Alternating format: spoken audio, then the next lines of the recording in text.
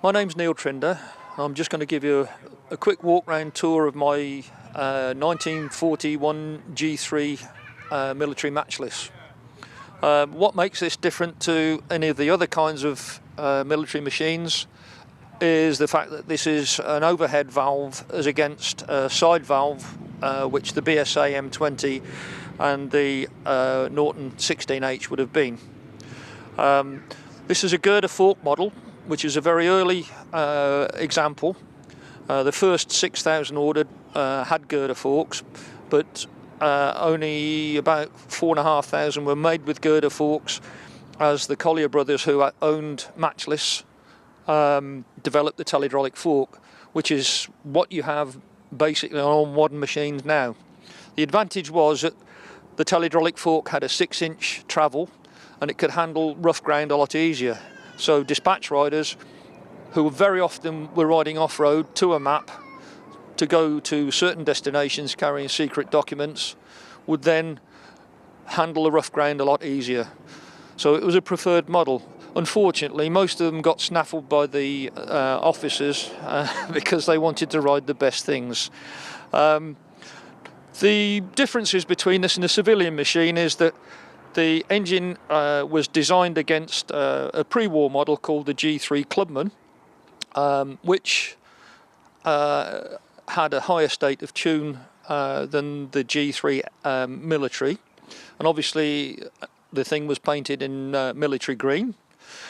It had a quickly detachable rear wheel, which obviously in battlefield conditions would make it very easy to change an inner tube or repair a puncture. You would be fitted with panniers to carry documents, etc. The other thing that is missing off this, is obviously in modern times, is the headlight mask. You would have a headlight mask on the headlight for blackout conditions. Aside from that, it's pretty straightforward. It runs pretty much like a civilian machine, but it's in a lower state of tune. The gearing is slightly lower to cope with off-road conditions and make it a lot easier to ride on things like shale, mud and rough ground. I'm very often asked, and if the cameraman will bring the camera in, what this is for here on the tank. It's a little channel that was put in actually to stop the rain running down and going all over the front of your trousers, making it very uncomfortable to ride. At the front end of the bike we have a strut here, which in common with a lot of civilian machines is the front stand. So if you had a puncture on the front, you could get the bike up on the front stand and make it easy to remove the front wheel.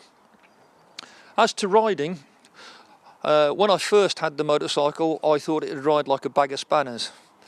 I was very, very surprised how well that a girder fork machine handles in comparison to a modern machine. The strangest part about it was getting used to watching the headlight bobbing up and down over bumps. You soon get used to it.